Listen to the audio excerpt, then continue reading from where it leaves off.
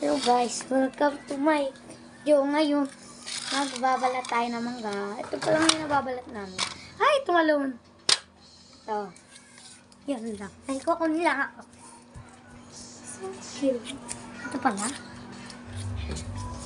Yan, isang palok din kami. Ay, ito yung katulong ko.